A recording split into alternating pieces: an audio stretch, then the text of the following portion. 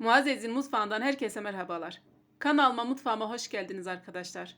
Yepyeni bir tarif ile karşınızdayım. Bugün çok lezzetli, yumuşacık, kabartma tozlu ama kendini mayalı sanan bir poğaça tarifim var. 3-2-1 poğaça tarifi. Umarım sizler de beğenirsiniz. Ben hemen tarifimin yapımına başlıyorum.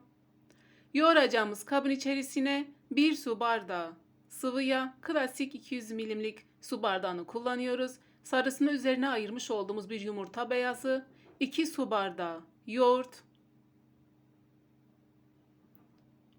Birazdan detayını anlatacağım size arkadaşlar. Neden 3-2-1 dediğimiz. Biraz sıvıları karıştırıyoruz.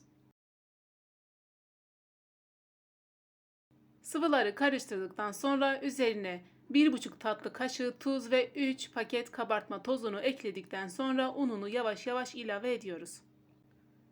Ununu yavaş yavaş ilave edip önce bir kaşık yardımıyla karıştırıyoruz. Bu şekilde elimize daha az yapışacaktır arkadaşlar.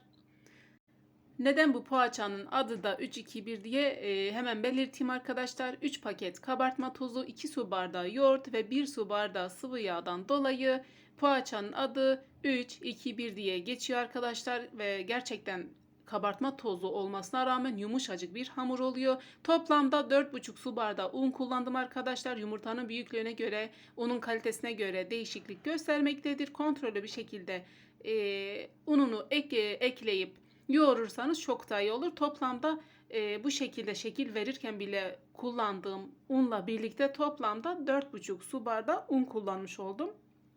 Ama benim kullandığım yumurtalar büyüktü. Onun için değişiklik göstermektedir. Ve toplamda 14 adet parçaya ayırdım. Yani 14 adet poğaça çıkıyor. Bu şekilde yuvarlayıp yağlı kağıt sermiş olduğumuz tepsinin içerisine koyuyoruz.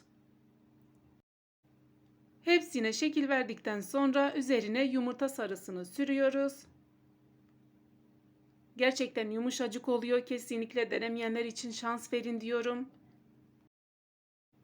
Yumurta sarısını sürdükten sonra üzerlerine susamını da ekleyip önceden ısıtmış olduğumuz 180 derecelik fırında 20-25 dakika kadar pişiriyoruz. Kontrollü bir şekilde pişirelim arkadaşlar. Herkes kendi fırınını biliyor. Ve poğaçalarımız pişti. Birazdan sizlere iç dokusunu da göstereceğim. Gerçekten çok lezzetli bir tarif oluyor. Yumuşacık oluyor. Birazdan iç dokusunu dediğim gibi göstereceğim. Ama önce sizlerden bir ricam olacak.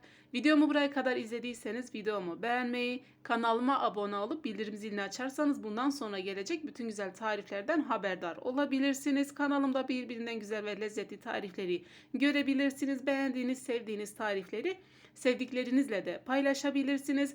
Aklınıza takılan bir soru varsa ya da öneri ya da bir herhangi bir şey tarif hakkında da yorumlar kısmında bana bildirebilirsiniz.